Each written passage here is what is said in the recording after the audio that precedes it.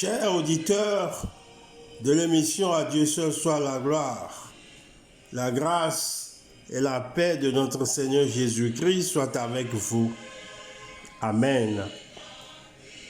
Chers élus, en ce mardi 8 novembre 2022, nous allons continuer notre émission sur le thème « Le but de la venue de Jésus-Christ dans le monde ». Le but de la venue de Jésus-Christ dans le monde. Nous allons lire dans l'épître de Paul, dans Galates, chapitre 4, versets 4 et 5. Mais lorsque le temps était accompli, Dieu a envoyé son Fils né d'une femme, né sous la loi, afin qu'il rachetât ceux qui étaient sous la loi, afin que nous reçussions l'adoption. Amen. Bien-aimés, chers élus, Jésus-Christ, notre Sauveur et Seigneur, est venu dans le monde il y a plus de 2000 ans. Disons 20 siècles.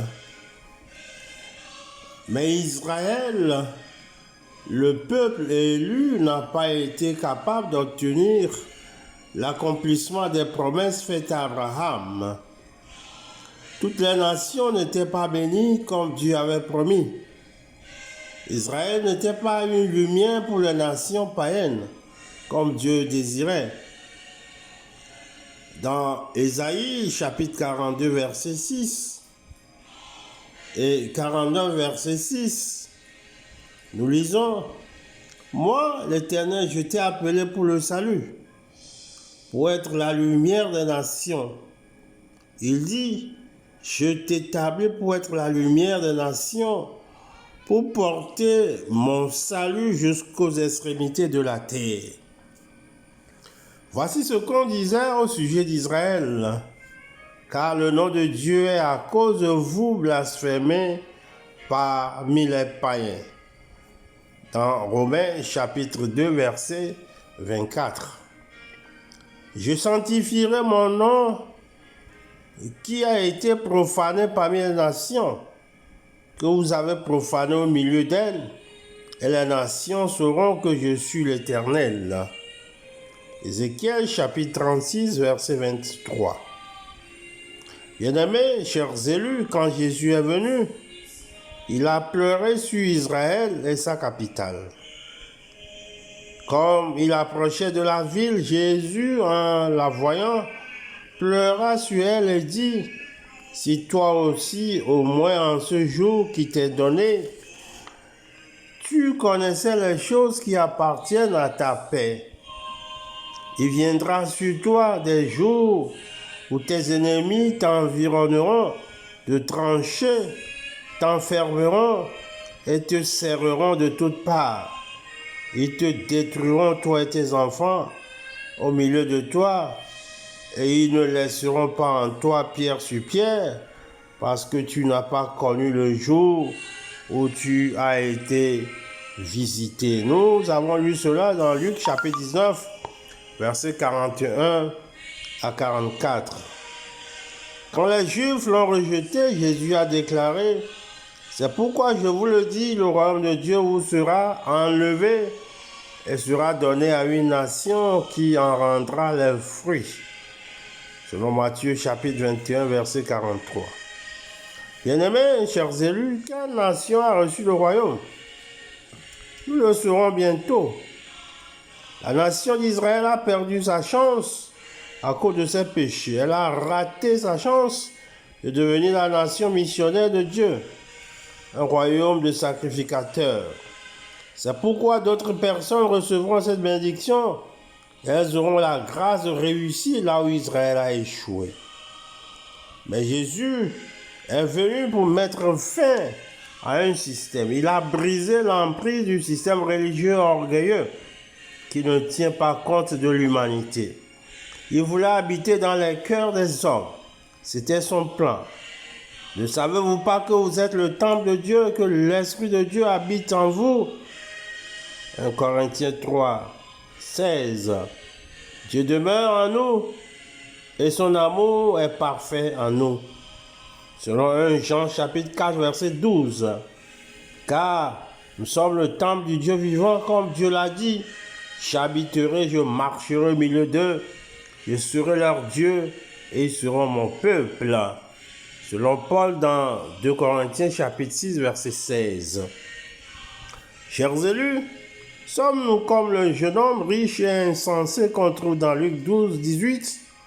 Voici, dit-il, ce que je ferai, j'abattrai mes greniers, j'en bâtirai de plus grands. Il n'a pas tenu compte de tout ce qui l'entourait. Il n'a pas pensé qu'à lui-même et à l'agrandissement de ses richesses. En tant qu'élus, nous avons le devoir de penser aux autres. Nous devons préparer les autres pour que Dieu puisse y demeurer dans les cœurs. Nous devons laisser l'intérêt personnel et penser aux autres. Bien-aimés, chers élus, Jésus est venu pour bénir toutes les nations. Il est venu pour renouveler l'ancienne promesse de Dieu, pour que tout le monde soit béni en connaissant Dieu. Quand Jésus a ressuscité des morts, il a dit, « Tout pouvoir m'a été donné dans le ciel et sur la terre. Allez de toutes les nations, faites des disciples. » Matthieu 28, versets 18 à 20. Bien-aimés, quelle était la signification de cet ordre? Jésus renouvelait l'ancienne commission donnée à Noé et à ses fils.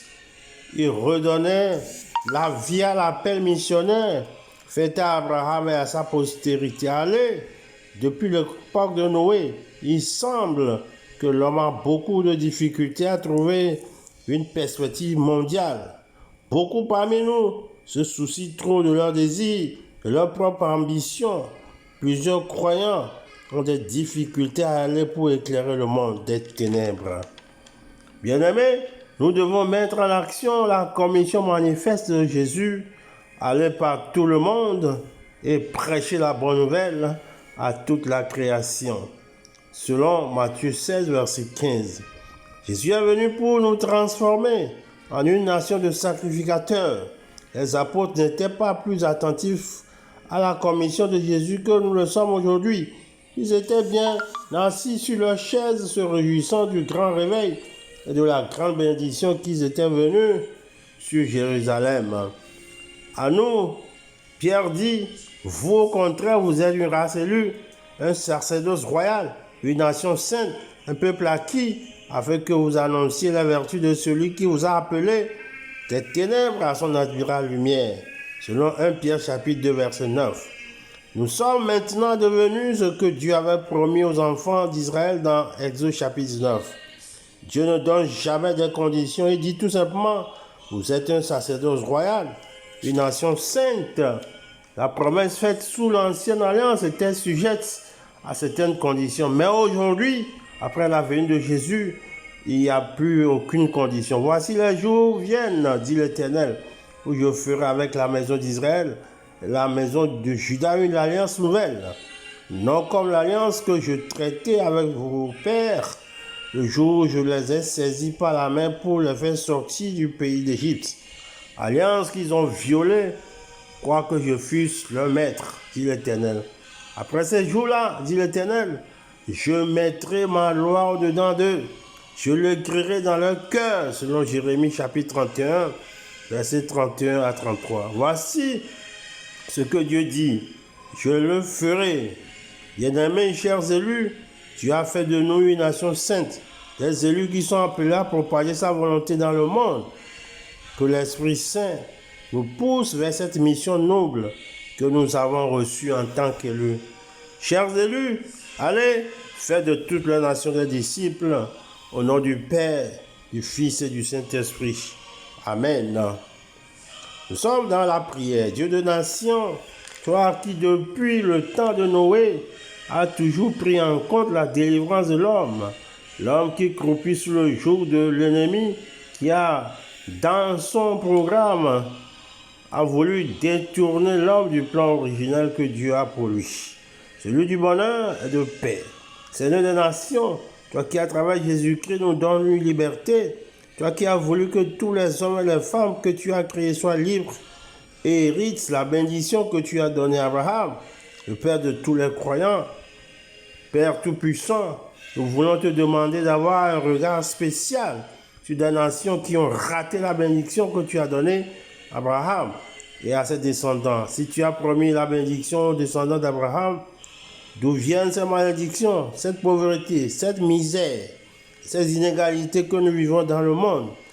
Étends ta main de justice pour que les malédictions sur le peuple disparaissent, pour que la pauvreté donne sa place à la prospérité, pour que la misère s'enfonce et la paix regagne sa place dans l'histoire des nations. Seigneur, Dieu Tout-Puissant, toi qui as aimé les hommes et as sacrifié ton Fils unique pour que nous ayons la vie et que nous l'ayons en abondance, donne aux nations de se tourner vers toi et toi seul, et que toutes les forces négatives qui prennent contrôle des nations s'écroulent devant la puissance et la toute-puissance de notre Seigneur Jésus-Christ, à qui seul soit la gloire au siècle des siècles.